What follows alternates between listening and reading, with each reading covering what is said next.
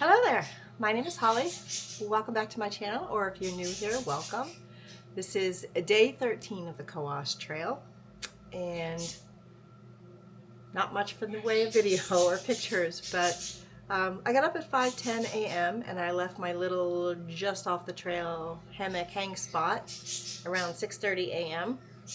No breakfast because I hardly had any water at all. I think I had less than a quarter of a liter at this point. And I wanted to conserve it for Wiggles to make sure he had water to drink.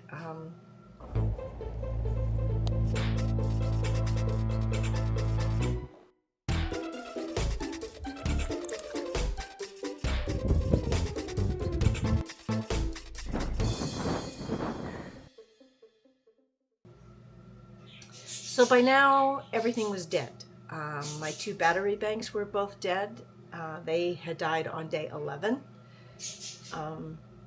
Which meant nothing was getting charged after day 11.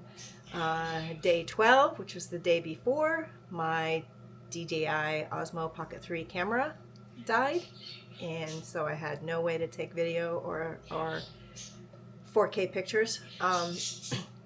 And then this morning my phone was dead, so that was it. Nothing. I had nothing. The only thing that had any battery life left at all was my Garmin InReach Mini, which only had 6%. So I turned it off, and apologies to my kids and my brother and sister-in-law who were tracking me on MapShare to make sure I was okay, but I needed to be able to have power on that if I had to send an SOS signal. So I shut it off, knowing that with 6% I could at least turn it back on and send an SOS signal if I got injured and I needed to be rescued. And if I was going to get hurt anywhere, today would have been the day because it was brutal. I thought the blowdowns the day before were bad. They were nothing compared to what it was like from my campsite this morning to the peak of Mount Waumbk. We'd clear one blowdown, which they were all very difficult because they were mostly balsas and stuff, and they had hundreds of branches all sticking out in all different directions. And of course I've got the dog who's on a leash, and I have to get him through that or over that or around that or whatever. And yeah, I fell plenty of times. I got pretty banged up, but it was literally just we'd clear one and then there would be another one right after that. I'm going to try the microphone and see if that drowns out the birds just a little bit. Sorry about that, but they're pretty vocal almost all day long, and I don't want to wait till dark to film this. So yeah, so where was I? So the blowdowns were horrendous, and if I was going to get hurt anywhere on the trail, today would have been the day. But I knew that I would be good. I had no water, and I was worried about that. But I knew I would be good once I reached Waumbk. So Waumbk is one of the 48 4Ks in New Hampshire, and so people are climbing that almost every single day. I mean, there's people every day working on their 48 4K. It doesn't matter what day of the week it is. But they would be climbing it from the west. They would be coming up Starr King Trail, and not from the east like I was across the whole Kilkenny Ridge. But I knew once I reached Waumbk, I would see people and somebody would have water. I just knew it. So around, it was like about 11:05, I heard voices.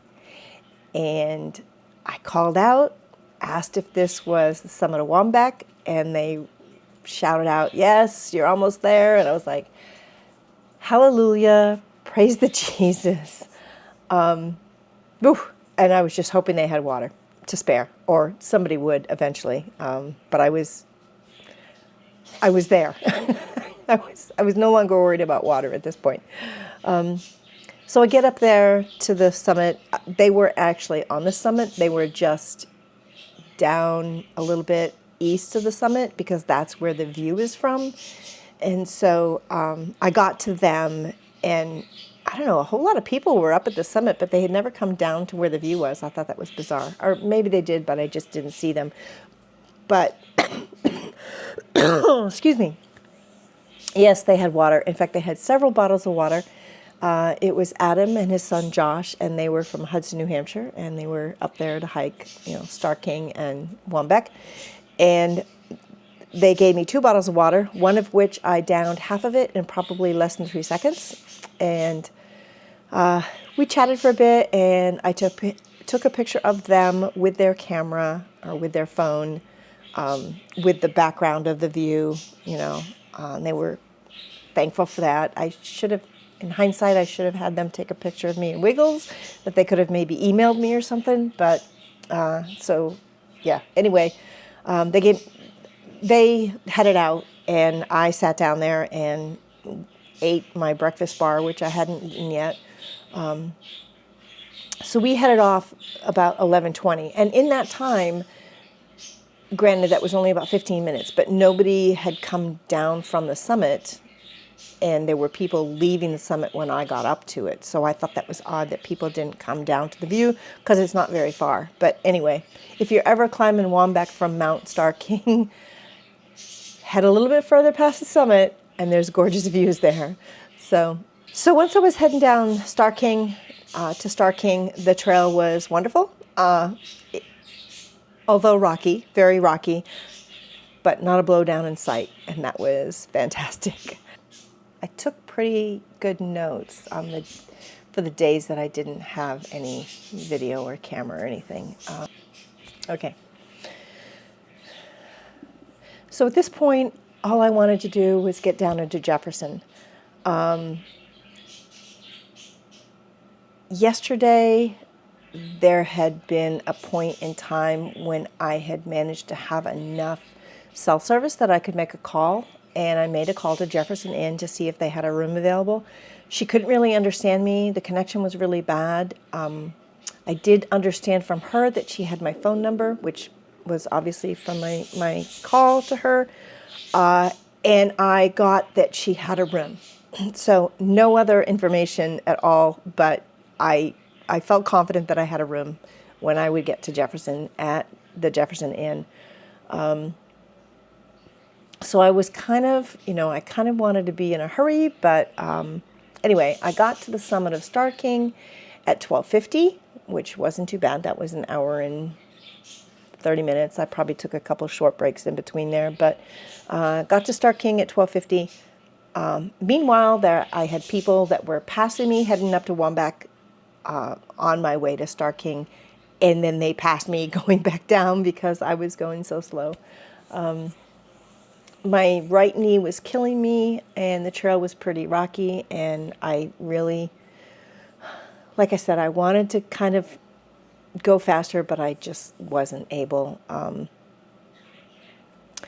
So about a half mile from the end of the trail to the parking lot, I saw a man that I had seen up at the summit of Mount Starr King, and he was then heading on to Waumbk.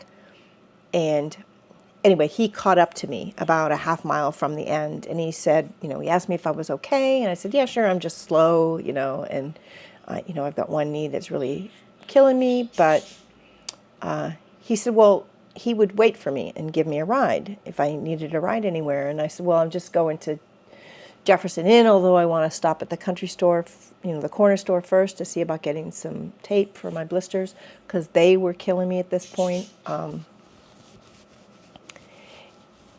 And so he said, well, I'll wait for you and give you a ride. I said, no, I'm going really, really slow. Just you go on ahead. And he said, I'm in no hurry. I got no place to be, no place to go. So I'll wait for you. So when we got to the end, when we got down to the bottom, Wiggles and I, there he was. He had actually put this blanket over the entire back seat of his car. And bless the man for even letting me in his car, because at that point I just smelled so bad after the whole Kilkenny Ridge. Anyway, Tom was his name, and he had a blanket all spread out in the back seat. And it was just a miracle somebody was going to let me in their car. So I sat comfortably in that back seat, for the first time in 2 weeks, a comfortable seat, and he drove us down to the corner store, which was only half a mile, and from the trailhead, and I got some medical adhesive tape, and I got a Pepsi and a Snickers ice cream bar to treat myself, and then he dropped me off at the Jefferson Inn, which is literally kind of like just right across the road and down a stone's throw from the corner store. Linda, the owner of the Jefferson Inn, is just a wonderful, wonderful, wonderful woman. If you ever have a chance to stay there, jump on it, because honestly, the place was it was so comfortable and felt like home. It was just fantastic. So she had bought the Jefferson Inn in 2019 after she had retired, and it had been her lifelong dream to own a bed and breakfast. And she bought it near the end of 2019, and of course, March 2020, the pandemic hit. So rather than lose the place, she dumped her life savings into keeping it running and, paying the mortgage and all this stuff, despite not being able to bring any income in. And of course, she wasn't eligible for any of the relief that the government gave because she hadn't owned the business long enough. I think you had to have owned it for 6 months or 1 year or some stupid thing like that, which just is crazy to me because, the people who have only had a business for a very short time were worse off than the ones that had a business for a while, because they had been bringing in income for a while, and they probably were out of the danger zone of, that first year of owning a business when, it's a make or break kind of thing. But anyway, that's just my personal opinion. But so she kind of walked me around the place, showed me my room and all that. And she asked me what time I wanted breakfast and what I wanted to eat for breakfast. I felt like some sort of princess the way she treated me. It was just fantastic. So I think if I remember right, I think I told her 7 a.m. And, I told her I wanted an omelet, ham and cheese and mushroom omelet. And then she asked me what, if I wanted any kind of toast or bread or muffin or anything. And I said, well, an English muffin. And she said, well, do you want that toasted or do you want that grilled? And I said, grilled. And anyway, it was just wonderful. And then she was telling me that I was the only one there for the night, the only one in the whole place. Their house, her and her husband lived in a house up behind the inn, so they are not in the actual inn part itself. And she said, well, when you go to bed, if you want to lock the doors, go right ahead, feel free to lock the doors.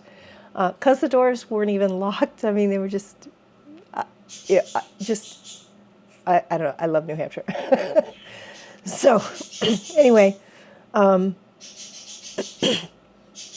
to my room and ran a bath and got in the bath with the Wiggles so I could give him a bath. I had asked her about an old towel I could use so I could, sort of towel dry him after I gave him a bath, because I didn't want him getting up on the bed until he had been, unless I was sure he's really clean. And so she gave me an old towel to use for that. Showed me where the washer and dryer were, and allowed me to use it, which she doesn't normally do. So I don't know. I may be bad for saying this, but washer and dryers are expensive, and if you've got somebody that does something stupid with them, they're expensive to replace. So I completely understand her being protective of her washer and dryer. So so I got in the bath, soaked my feet in the bath while I gave Wiggles a bath, and checked him all over and made sure that he had no ticks, which he didn't. I was surprised, but he's got a double fur, so it's hard to get down in there unless he's wet, to see anything. And then she said she had someplace she had to go, and she would, when she had, after she'd given me the tour before I took my bath, she said she had someplace to go and she would check on me later. Let's see. Let me stop this for a minute. So after I got out of the bath, after I got Wiggles out of the bath, I towel dried him real quick, and I kept him locked in the bathroom with me, and then I took a shower. But after I got out of that, I luckily had a clean spare t-shirt and a pair of shorts to put on. And I had my slides, my camp shoes. So I put those on, and then I threw everything in the washer.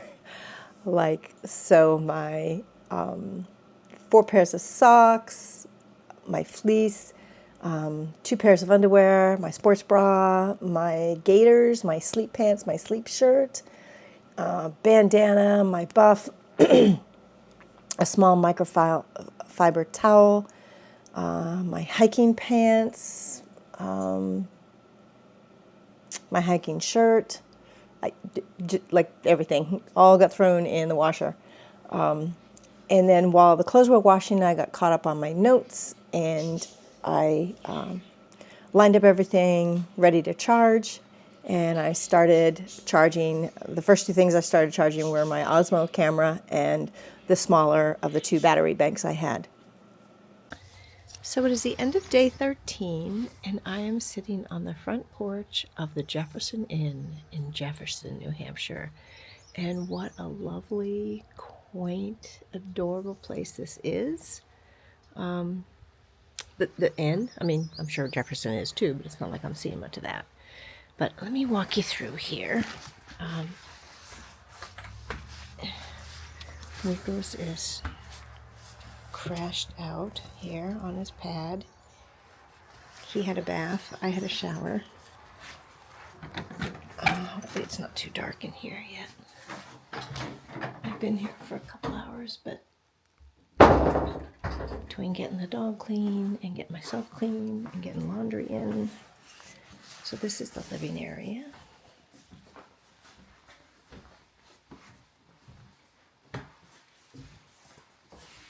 And in through there is the dining room, where I will have breakfast in the morning. She asked me what time I want breakfast and what would I like for breakfast. Like, what service?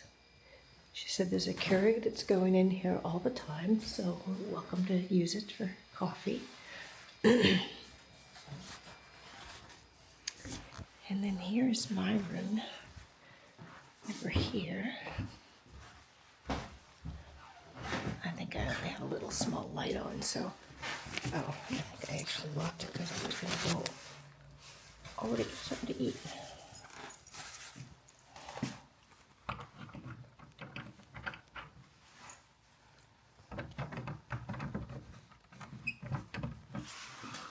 I can't find the keyhole.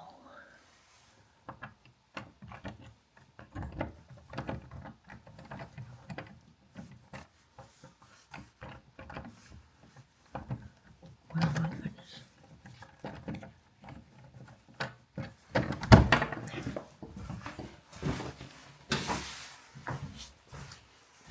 So excuse the gear explosion here. Good. 2 twin beds, gear everywhere. 2 windows which look out to nice yards. And the dresser. And a bathroom, which is of course kind of like a mess right now because of everything I've done. But anyway, yeah, it's such a nice little place. So I'm gonna go check my laundry, and then we're gonna walk down the street just a very short distance to the corner store and see about look at these bites. I mean, just honestly, can you see? Oh, wait a minute.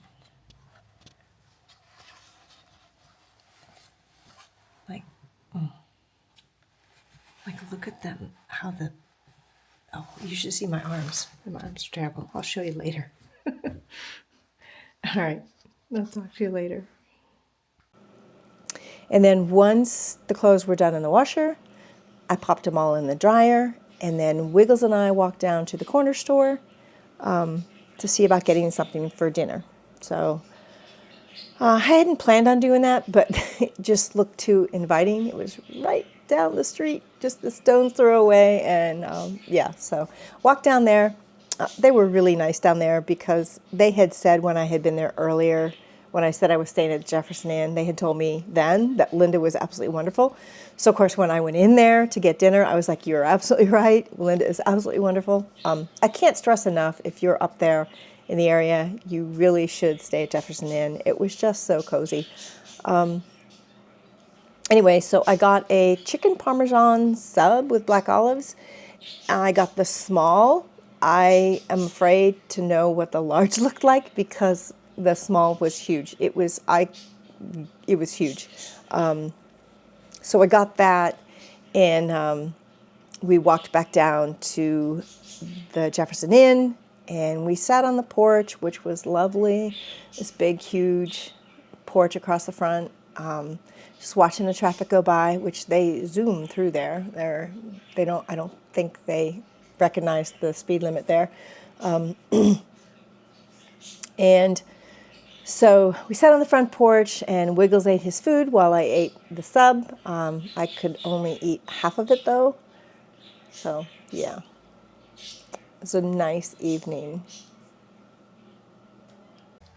So I walked down to the corner store and I got myself a chicken parm sub with provolone cheese and black olives. Linda from the inn left me this cookie in the dining room, and I have a Pepsi here. I also got a plain donut to take for tomorrow morning's snack on the hike. And let's open up this sub. This is the small. It is absolutely huge. I'm not sure if I'm going to be able to eat it all, but I'll sure try. Here's the Jefferson Inn.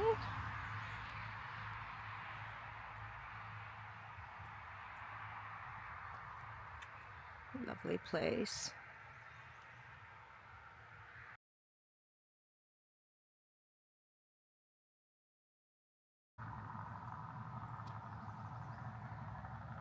Whoops.